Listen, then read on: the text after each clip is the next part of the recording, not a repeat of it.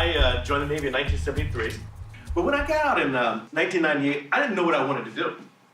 I had 2 degrees, but like many people, I had been so socialized by the military that I really didn't understand what was going on out in the civilian world. I couldn't do civilian speak. And it took me a while. It actually took me a good 8 years to try to figure out who I was, and what I wanted to do, and even still what my passion was. The issue is when we take off the uniform, you're expected to shift from this world, this life, these things, this purpose, this identity, to something. And many of us don't know what it is, and we struggle. Reboot is, we like to call it a reverse boot camp. When you come in the military and you go through boot camp, you transform from being a civilian into a military asset, and your behavior, your way of thinking totally changes. So what Reboot does is helps the individual create a new program for their lives beyond the military. I was a hospital corpsman.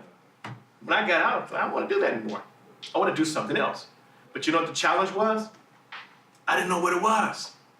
I didn't have a process to really help me find out what's my passion, what am I good at? In the military, the locus of control that keeps you motivated and fired up is actually an external locus of control. That's, your company commanders, your drill sergeants, they're driving you. Get out there and do it.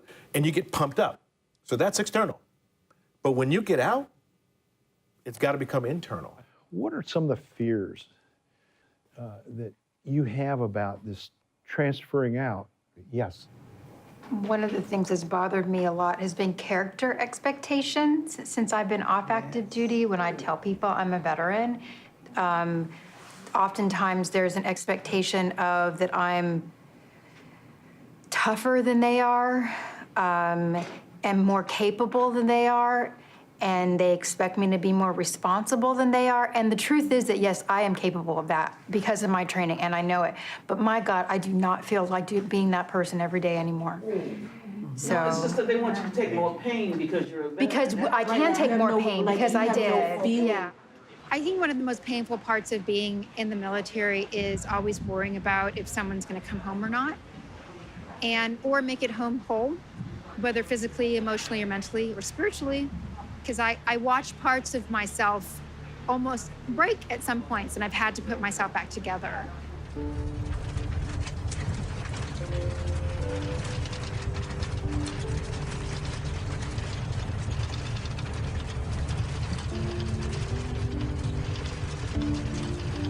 For less than 2 years before I joined, I went through a bit of a financial and personal crisis.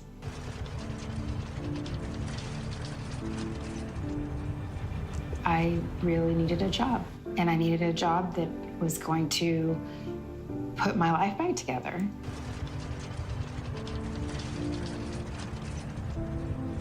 I'm a combat medic.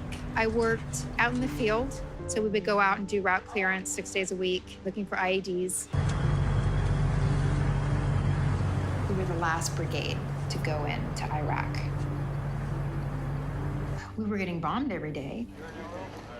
Oh, shit. The biggest challenge for me as a medic was I couldn't detach.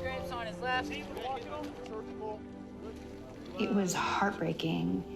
I don't think that anybody can get away from having to deal with the darkest side of yourself when you're trained to kill human beings.